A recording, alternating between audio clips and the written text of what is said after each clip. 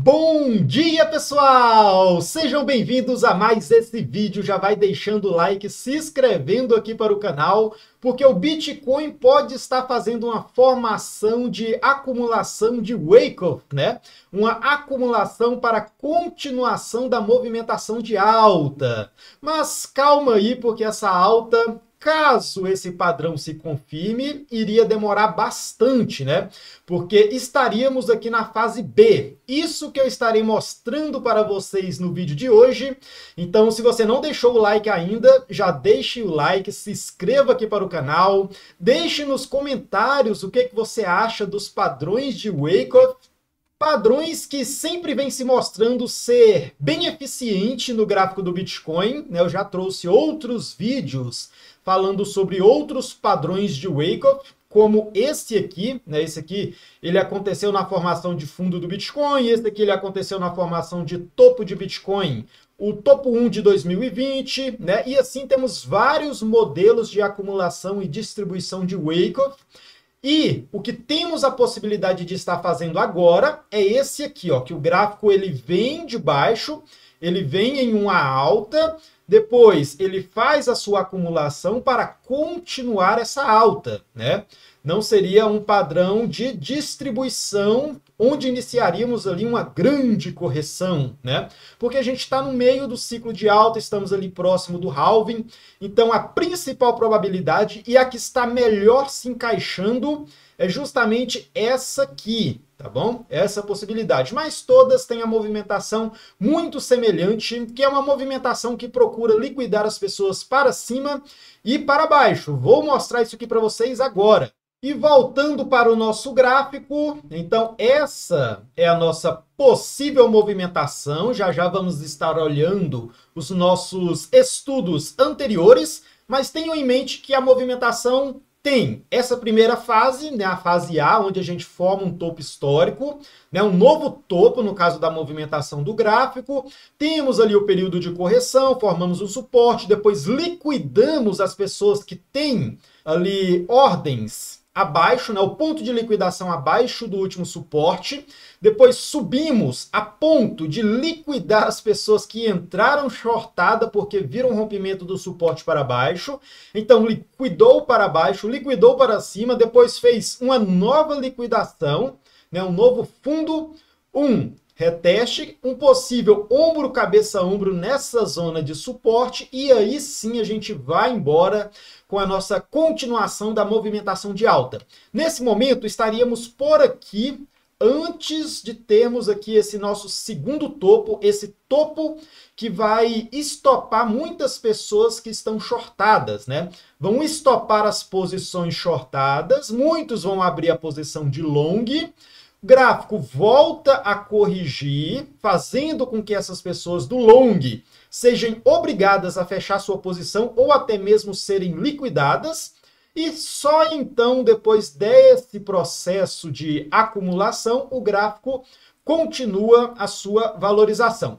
E voltando aqui para o gráfico do Bitcoin, vamos dar uma olhada rápida. Bitcoin, que vinha fazendo um processo de triângulo simétrico, no tempo gráfico principalmente diário. E nesse tempo gráfico diário, conseguimos observar que ontem rompemos esse padrão para cima e agora estamos fazendo o possível reteste. Então aqui é uma zona decisiva e se a gente segurar acima desses patamares dos 70 mil dólares, né, podemos estar continuando essa movimentaçãozinha de alta. Lembrando, caso esse padrão aqui se repita, essa movimentaçãozinha de alta estaria parando após o rompimento do topo, ou seja, a gente ia aqui um pouquinho e depois estaremos voltando para liquidar e dar uma última acumulada antes da grande explosão. Isso até estaria confluente com as movimentações que costumam acontecer no Bitcoin relacionadas ao ciclo do Bitcoin. Ciclo do Bitcoin onde sempre ali após o halving, né, no período do halving, o Bitcoin ele costuma dar uma lateralizada ou breve correção. E um padrão nesse sentido de uma acumulação de Wyckoff para a continuação da movimentação de alta estaria muito confluente com essa movimentação que o Bitcoin costuma fazer nos seus ciclos. Agora vamos cair de tempo gráfico, né? Vamos para um tempo gráfico ainda menor para a gente estar olhando essa movimentação do triângulo simétrico ainda mais de perto. Então temos essa movimentação aqui e olha que interessante, o nosso ponto decisivo nesse exato momento. Ontem eu até cheguei a imaginar, né, a acreditar que a gente estaria segurando acima dessa nossa zona de suporte. Lembrando, antes essa zona ela era uma linha, uma zona de resistência. Depois, na breve correção que a gente teve, o RSI de 5 minutos, ele entrou aqui em sobrevenda justamente em cima dessa linha, né, dessa antiga linha de resistência que serviu como suporte. Fizemos até um fundo duplo, mas não chegamos a valorizar, não chegamos a ter essa movimentação de alta, né? Logo em seguida formamos esse novo padrão e acabamos rompendo ele para baixo. Depois que rompemos, a gente voltou para fazer esse reteste da nossa zona mais importante, que é essa linha de tendência de baixa. Então, essa linha azul, que é uma linha de tendência de baixa que vem desde o nosso topo ali do dia 13 de março até hoje, ela é o nosso principal ponto de apoio nesse momento. E caso a gente perca essa zona, pode acontecer? Pode, né? Caso a gente perca essa zona aqui agora, o suporte máximo seria essa outra linha, né? A nossa linha de tendência de alta. Lembrando, se a gente quer que realmente o gráfico continue essa movimentação para formar um novo topo antes de uma correção maior, nós temos que nos apoiar até a retração 0,5 ou 0,618 de Fibonacci. Se eu considero toda essa valorização no meu estudo, ó, toda essa valorização do Bitcoin daqui até aqui, eu vou até ocultar o nosso triângulo simétrico e também a nossa cunha megafone. Isso abriria margem para uma queda que nos levasse até essa zona dos 67, 68 mil dólares. Até essa zona pode ser um fundo ascendente para a gente continuar essa movimentação e fazer ali o que o padrão de Wyckoff está nos indicando, né? Então podemos cair até aqui. Lembrando, ainda temos uma retração antes dessa retração principal, né? Essa seria a última, a última oportunidade para que essa movimentação continue. E temos uma retração antes dessa, que é a 0,5 de Fibonacci, que também tem essa possibilidade de estar sendo um ponto decisivo para nós nessa retração atual em que estamos, né? Chegamos a segurar aqui na retração 0,382, beleza, ó, bateu, voltou lá na 0,236 e agora está ameaçando continuar essa correção. Mas, né, já lembrando vocês, estamos naquele nosso padrão de triângulo simétrico e podemos sim segurar acima desses patamares em que estamos nesse momento e já continuar a movimentação daqui, né? Isso seria muito bom, muito saudável para o preço, mostraria uma força muito boa para o Bitcoin. Mas vamos visualizar agora, né, e fazer o comparativo com a nossa imagem e estudo de Wyckoff, que seria essa imagem aqui. E o que eu olharia nessa situação? Olhem isso. Temos a nossa zona de suporte, que é principalmente esse caixote branco. Então temos essa zona de suporte. Temos aqui em cima essa zona atual de resistência, que seria esse topo BC do nosso desenho. Tá bom? Então o nosso topo BC seria justamente esse aqui. E o que a gente poderia esperar seria a continuação dessa movimentação de alta para a formação aqui de um novo topo e depois a gente descer formando uma espécie de uma cunha descendente, né? Deixa eu arrastar o gráfico aqui para o lado.